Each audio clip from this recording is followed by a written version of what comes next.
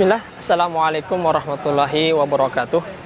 Alhamdulillah, Alhamdulillah Rabbil Alamin. Wassalatu wassalamu ala asyrafil anbiya'i wal mursalin Sayyidina Muhammad wa ala alihi wa sahbihi ajma'in, amma ba'du. Alhamdulillah, sahabat kurma yang berbahagia, yang senantiasa Allah rahmati. Sembari kita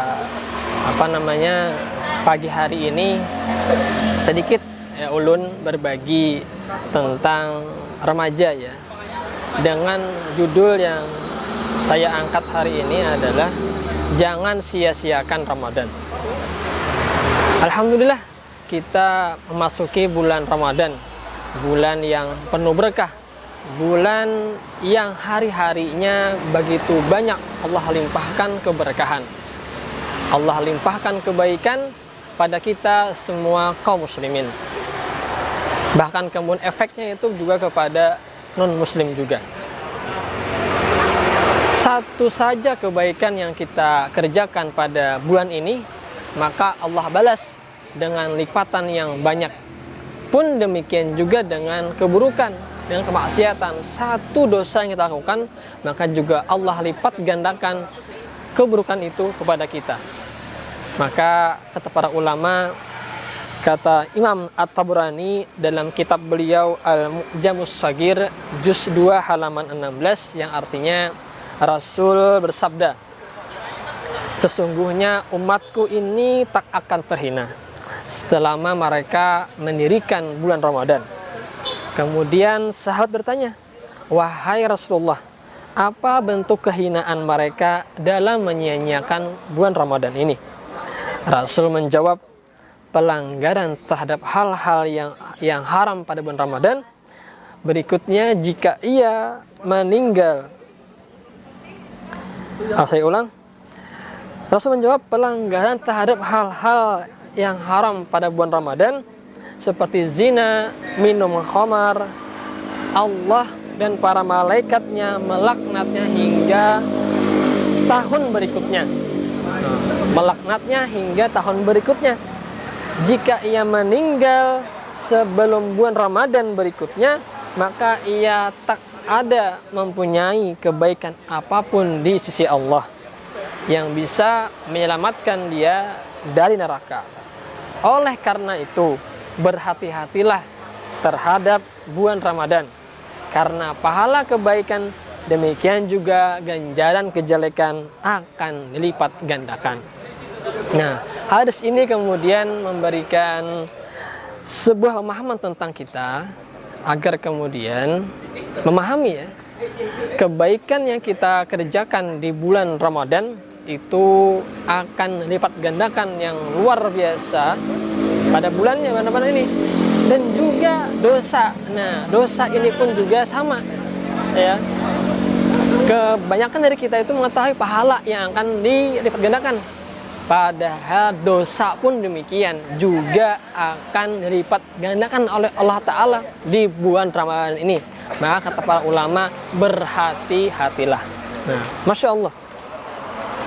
Nah, kemudian ternyata kita melihat remaja hari ini ketika bulan Ramadan, apa yang terjadi?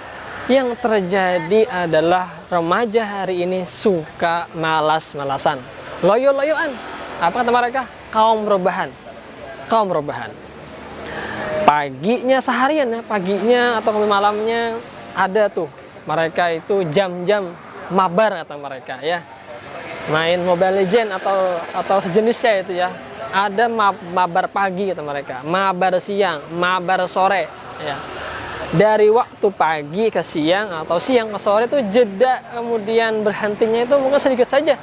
Nah, ini yang kemudian yang konsennya main game ya, main game di kamar atau kemudian di di muka rumah ya.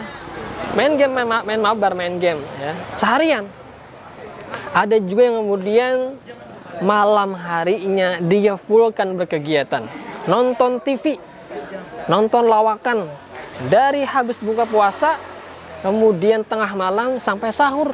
Paginya apa yang dilakukan mereka? Kemudian tidur seharian.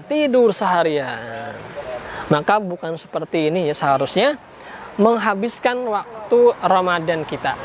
Nah, padahal kalau kita lihat dari sisi kesehatan sebenarnya puasa itu tidak bisa membuktikan ada manusia yang kelaparan atau kemudian busuk lapar. Tidak ada. Tidak ada fakta demikian. Puasa sama dengan busuk lapar, tidak ada. Atau puasa kelaparan, tidak ada. Tidak ada. Artinya apa? Mereka yang kemudian malas-malasan atau kemudian loyo-loyoan, itu sebenarnya mereka, kebiasaan mereka seperti itu, habits mereka seperti itu ya, habits mereka seperti itu. Jadi bukan masalah puasanya, tapi masalah pada diri kita sendiri. Nah, jangan sampai kemudian Ramadan ini menjadi beban. Jangan sampai pemahaman kita yang namanya Ramadan, bulan puasa itu beban, jangan sampai. Nauzubillah ya, jika seandainya kita memahami seperti ini, nah jangan-jangan nangarannya puasa aja orang Banjar ya. Yang namanya puasa itu bisa jadi bukan untuk kita. Nah, nauzubillah min zalik ini. Ya mudah-mudahan ya kita kemudian terhindar dari kebiasaan buruk ini. Nah, berikutnya coba kita lihat kemudian peri kehidupan Rasulullah SAW dan para sahabatnya. Bagaimana mereka mengisi waktu pada bulan Ramadan. Ternyata apa?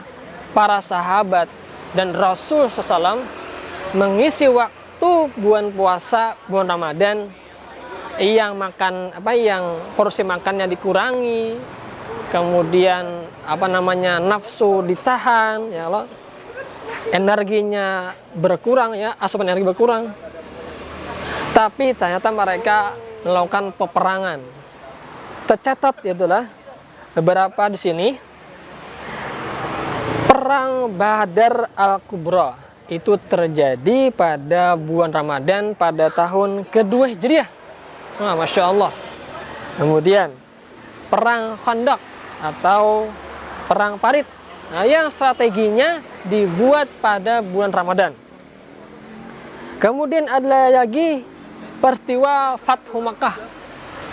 Ini pun terjadi pada bulan Ramadan. Maka ini membuktikan para sahabat Nabi sangat semangat, sangat produktif mempotensikan bulan Ramadan. Maka inilah yang kemudian ya, yang kita contoh, yang kita tiru, model terbaik, karena mereka adalah manusia generasi terbaik yang patut kita tiru kehidupannya, role model kehidupannya. Nah,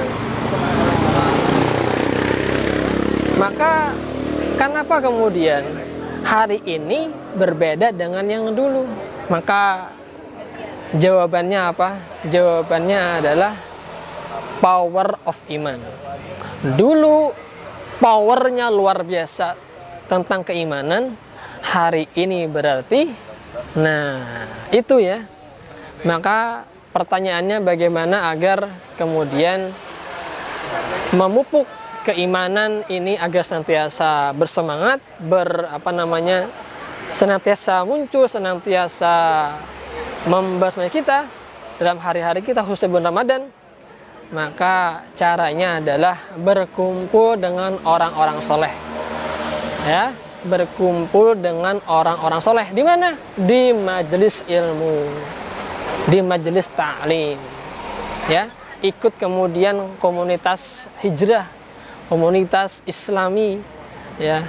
Nanti saya akan ketemu ya orang-orang soleh, dan kemudian kita mengaji di sana, mengaji Islam, mengaji perkara tentang thaqafah Islam, tentang kehidupan kita dari A sampai Z, dari kemudian masalah buang air sampai kemudian urusan yang lebih besar tentang keluarga dan seterusnya. Maka bagaimana untuk agar tidak menyia-nyiakan Ramadan, jawabannya adalah yuk ngaji. Nah, oke, demikian.